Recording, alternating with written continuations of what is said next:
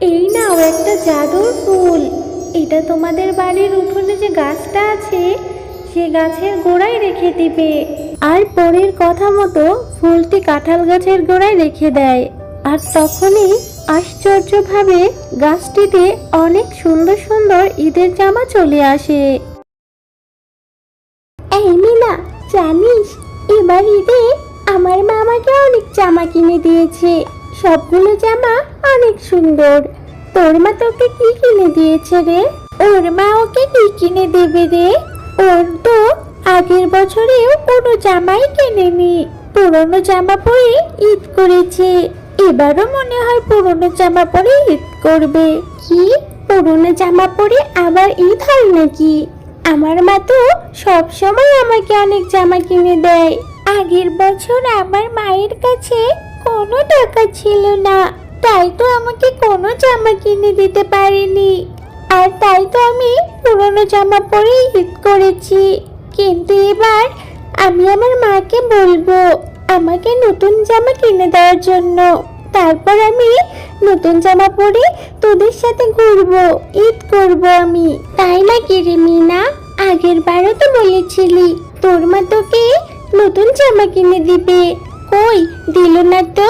সেই তো পুরনো জামা পরে ঈদ করলি।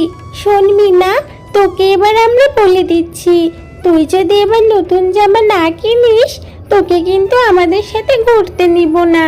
বন্ধুদের এমন কথা শুনে মিনা মন খারাপ করে বাড়ি ফিরে যায়। মা, তুমি এবার ঈদে আমাকে নতুন জামা কিনে দিবেই দিবে, না হলে আমি কিন্তু বড্ড মন খারাপ করব।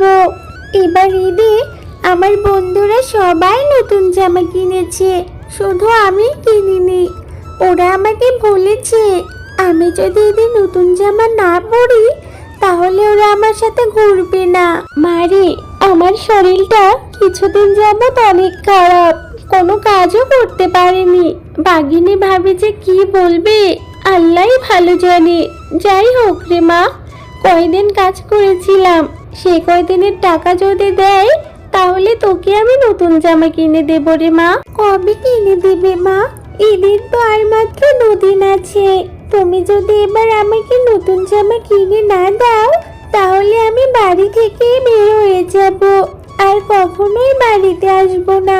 মারি, তুই কষ্ট পাস না, আমি তোকে কথা দিলাম বাঘিনী ভাবির থেকে টাকা নিয়ে এসে তোকে মার্কেটে নিয়ে যাব, আর তোর পছন্দ মতো একটা জামা কিনে দেব।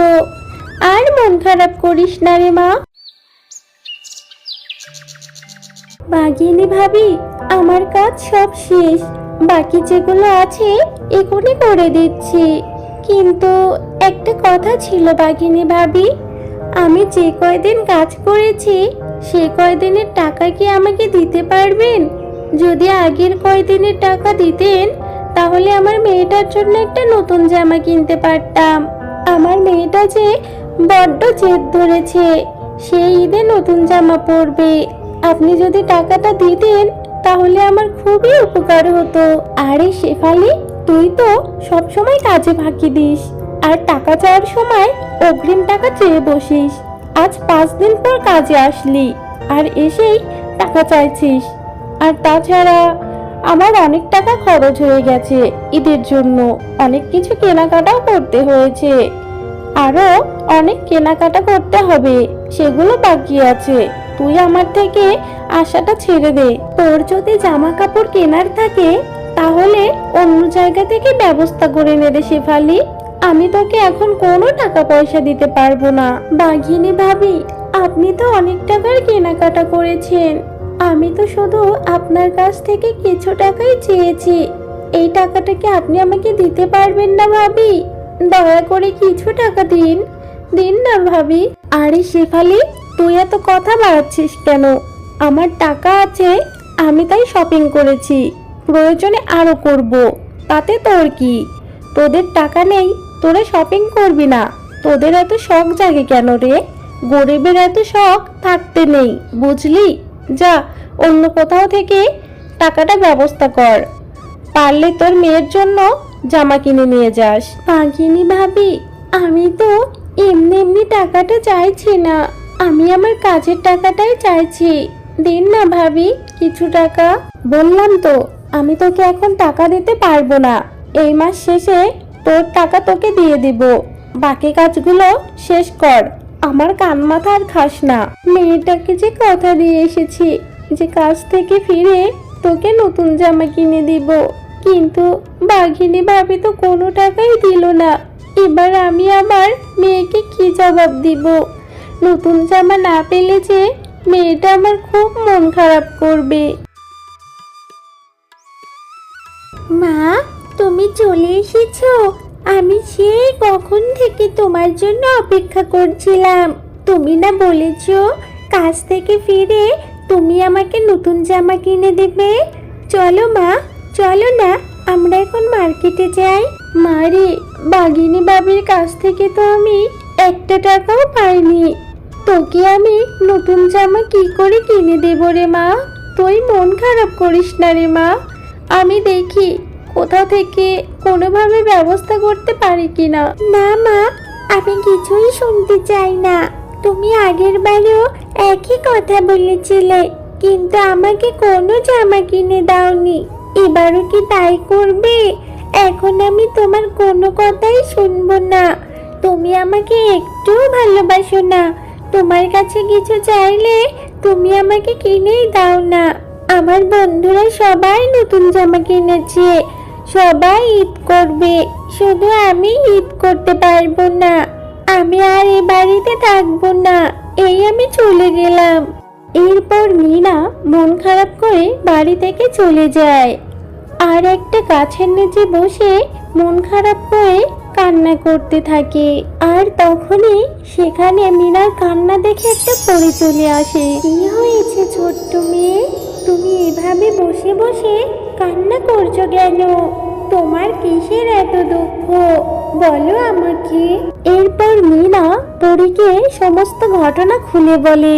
সব কথা শুনে পরী বলে, ও এই ব্যাপার, তুমি মন খারাপ করো না। এই নাও একটা জাদুর ফুল, এটা তোমাদের বাড়ির উঠোনে যে গাছটা আছে সে গাছের গোড়ায় রেখে দিবে।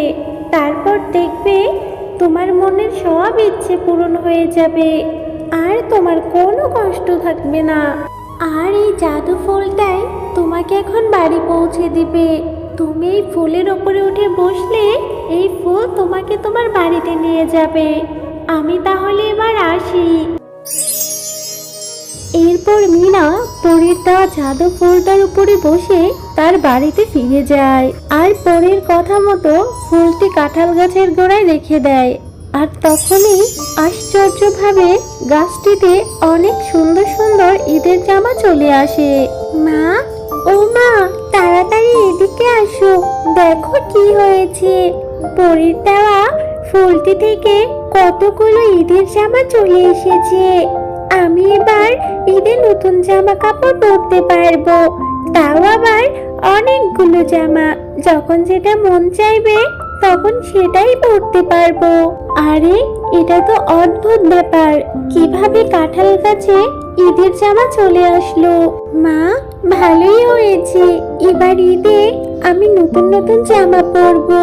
আর আমাদের গ্রামে যারা আমাদের মতো গরিব অসহায় আছে, জামা কাপড় কিনতে পারে না, তাদের মাঝে আমি এই জামাগুলো বিলিয়ে দিব, যাতে করে সবাই ঈদে নতুন জামা কাপড় পরতে পারে। এরপর মিনা গাছ থেকে নতুন জামা কাপড় পেরে অসহায় গরিব বাচ্চাদের মাঝে জামাগুলো বিলিয়ে দেয়।